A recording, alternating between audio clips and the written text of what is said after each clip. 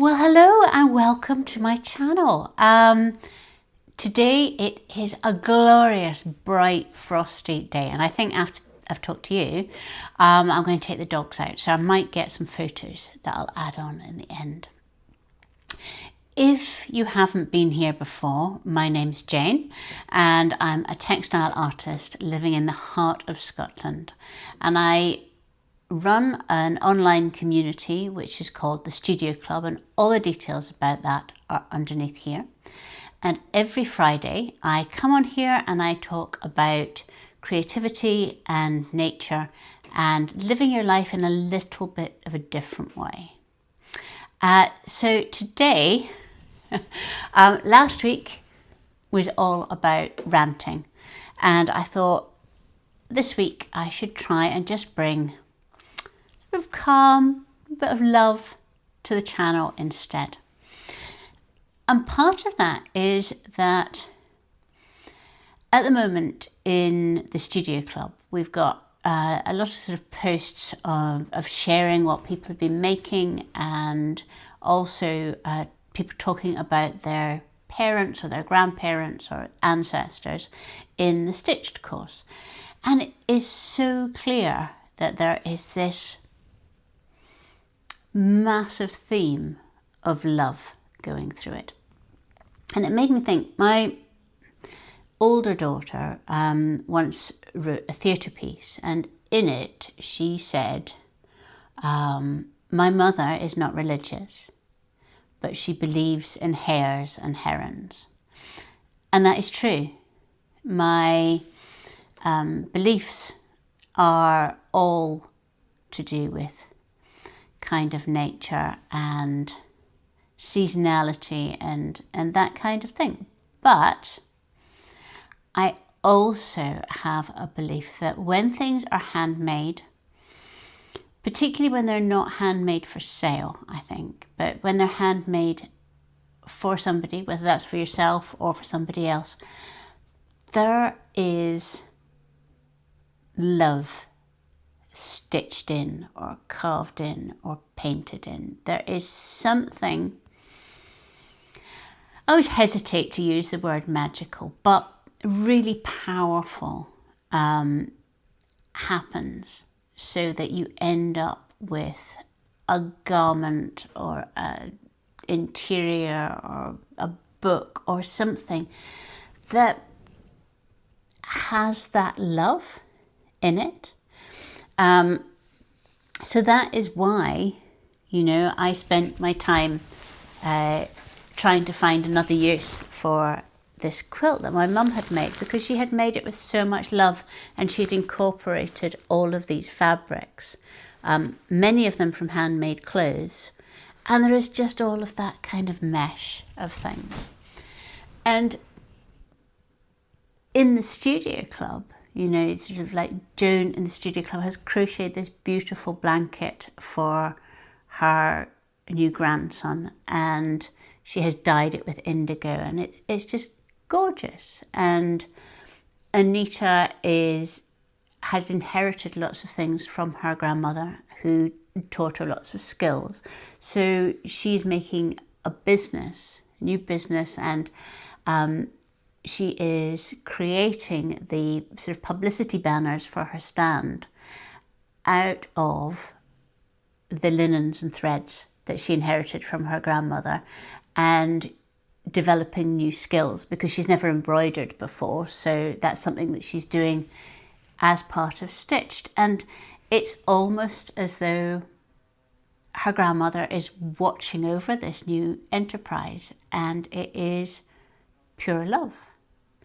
And this comes up time and time and time again. And I think that it's something that isn't talked about a lot, because it sounds very sentimental and it sounds maybe a little bit wishful thinking. But I believe that this is one of the reasons that we are so drawn to make clothes for new babies, or to give things as gifts.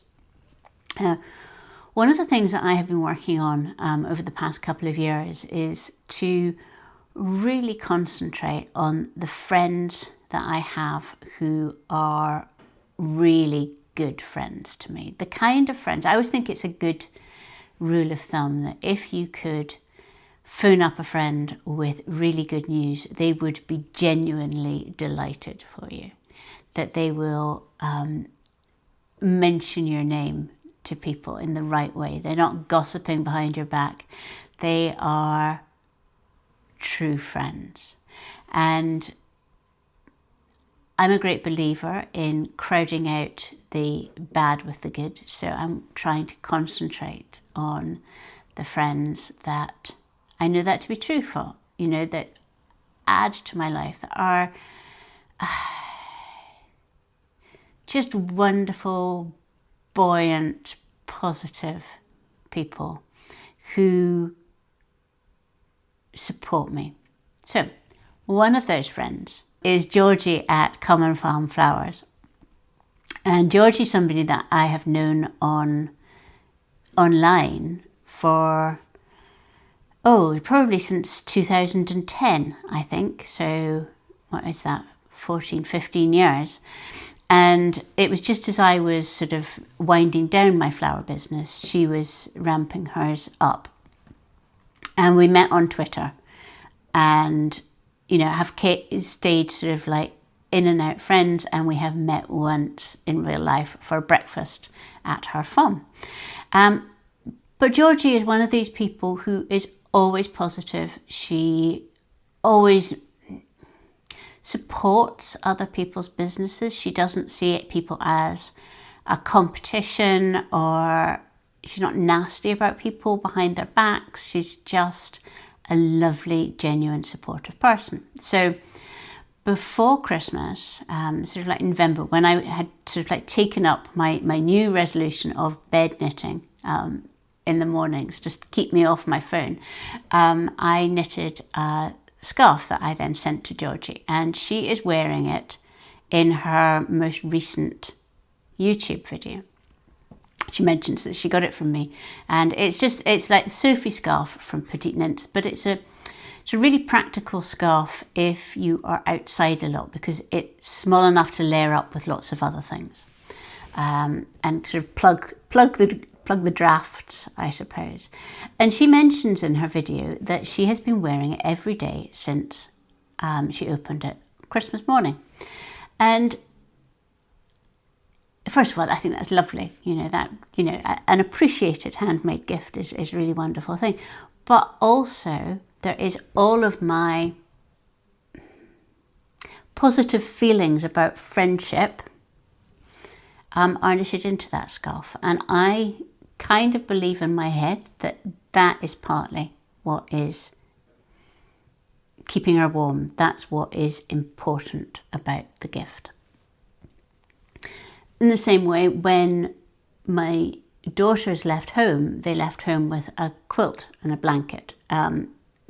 That kind of idea of sending a mother's love off with them to wrap them in safety and warmth. And I think that's really, really common wish from parents, maybe, to send something from home with their children as they leave. And also sort of for organisations like Quilts for Care Leavers, which is an amazing organisation where that kind of love is given from people who are creating quilts for care leavers to take with them. Exactly the same kind of thing. So then we get on to, yes, it's quite clear that me making, scarves and gifts and things, new baby items, you're knitting in the love. But what about things for yourself? Now, for years and years and years, I did not knit anything for myself. I did until I was maybe about 25, and then I stopped. And it's really only been in the last 2 years that I have started knitting anything for myself. And I think that this is absolutely connected to learning to live and love the way that I am.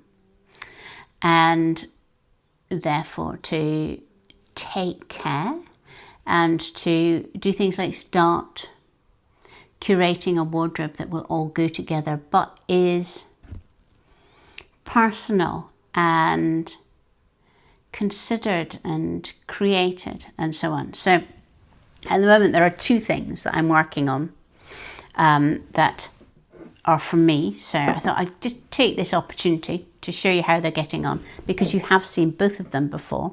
I'm not the fastest of makers, but this is the cardigan that I am making from a 1950s knitting pattern, where I was having to sort of like make it a little bit bigger than the one in the model, if you remember. And this is how it's going, and I have tried it on and it will fit me.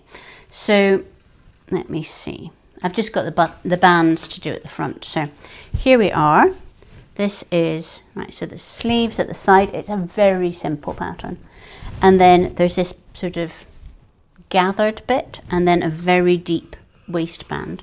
And the button bands, well, they're not button bands because I'm not putting buttons on it, but they go out into like a shawl collar. So I just need to continue knitting those and go. Now, I am absolutely delighted with the way that this is turning out. It's a really nice wool to knit with. It's a cashmere on a cone, and I think it's 3-ply, which is what was needed in the 1950s pattern.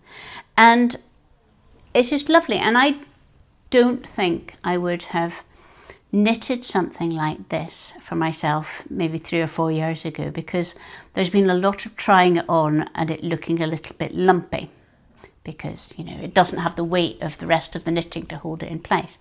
But now that it's got the sleeves on, and you can see that the fronts drape nicely and that they do contain my my non-34-inch bust, and it's really lovely. So I will hopefully have that finished within a couple of weeks and you'll be able to see it. Now, the second thing that I have is this dress. This is a dress by Flax, which is an American company, and they make these very straightforward, simple linen clothes that are quite roomy and can layer up. So I bought it on Vinted. I think it was under £30 anyway, because that's my limit. I think it was about 24, which is a lot less than they would retail at. And I am embroidering chickens and flowers right round the bottom. Now, this is one of those projects that I started and then kind of got shelved. It got hidden behind other things. And unfortunately, if something's out of sight for me, I just forget about it. And it wasn't until I decided to do the stitched course and to do a lot of things about hand embroidery that I thought, you know, I could use these chickens here and my flowers as just a sample as to what you can do. So I am now spending my time adorning my dress here with chain stitch and running stitch and French knots, all the stitches that we are learning, because one of the things that I'm wanting to do in stitched is to take it right back to the very basic stitches in the way that people would have learned at school.